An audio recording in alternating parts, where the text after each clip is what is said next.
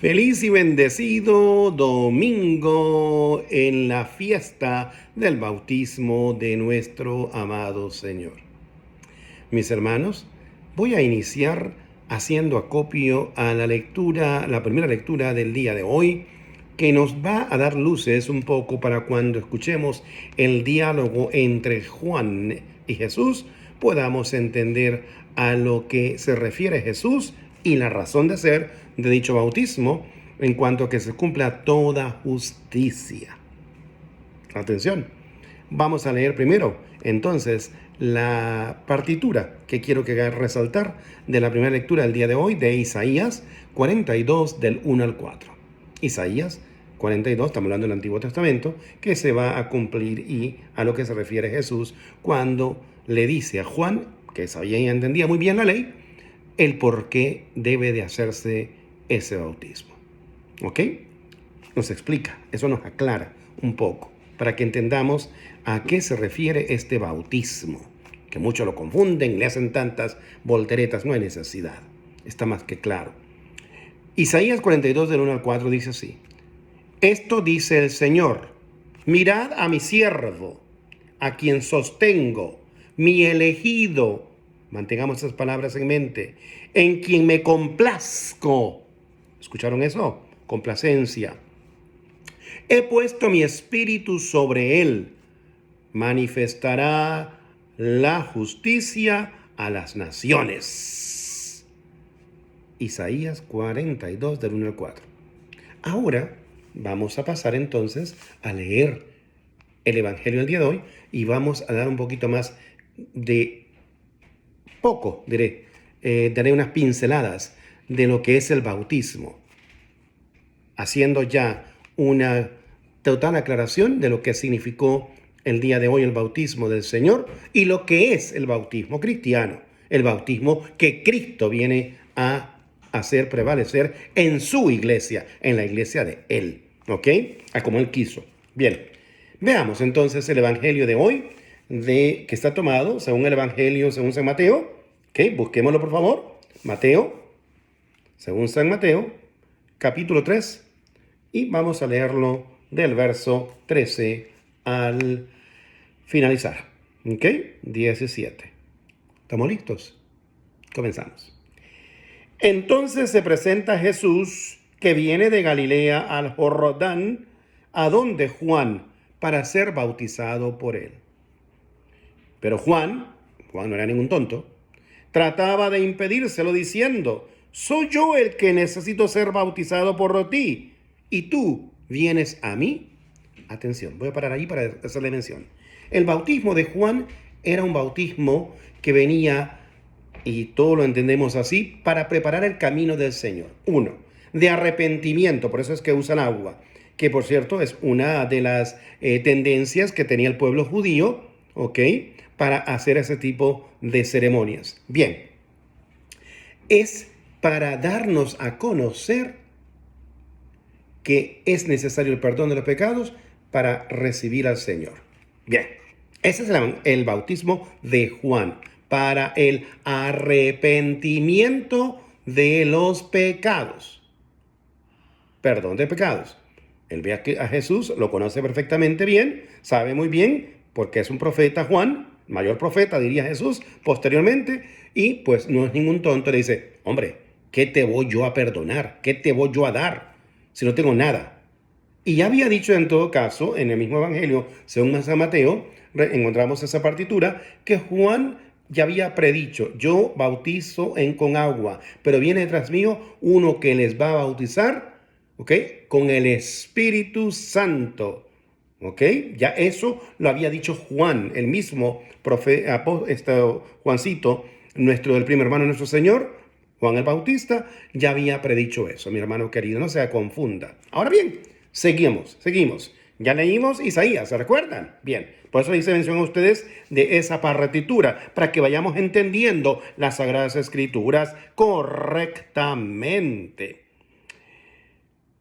Juan le había dicho entonces: el que necesita de bautismo, del tuyo, Jesús, soy yo.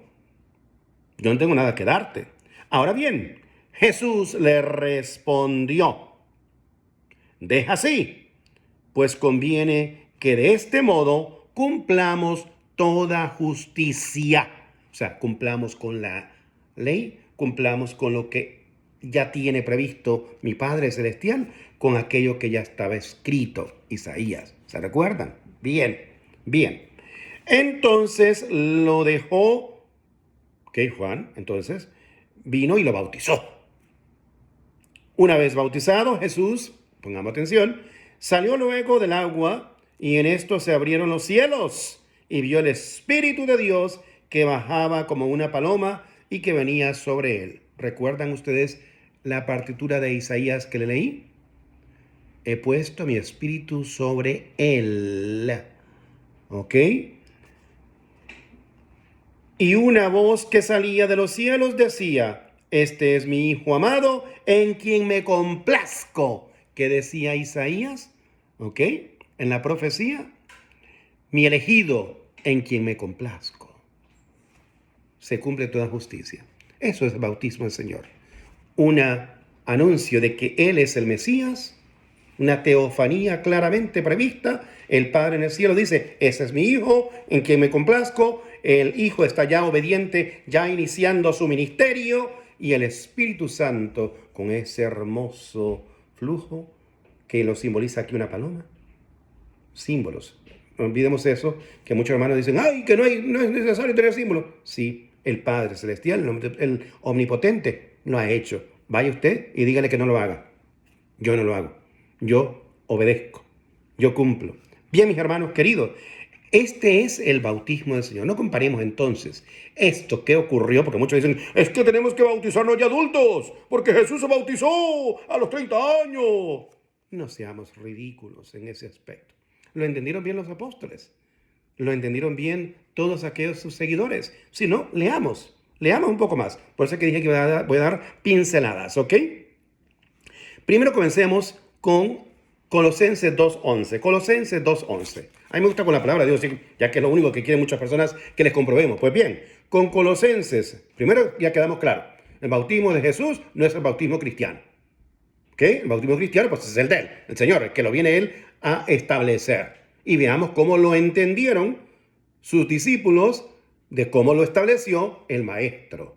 Él, el Maestro, en ese mandato de ir y bautizar a toda la gente.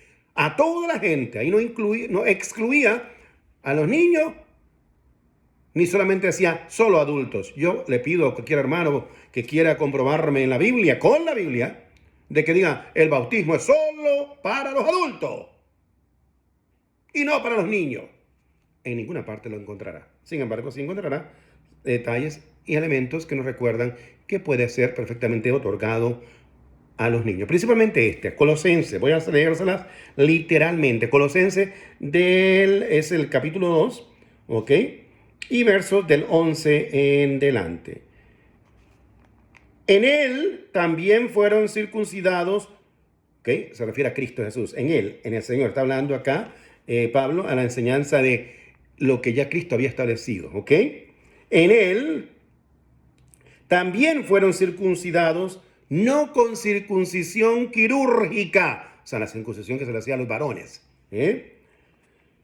para que fueran precisamente parte del pueblo de Dios. Entiéndase eso. Y se hacía a los 8 días de nacido. ¿Escuchó bien, hermano?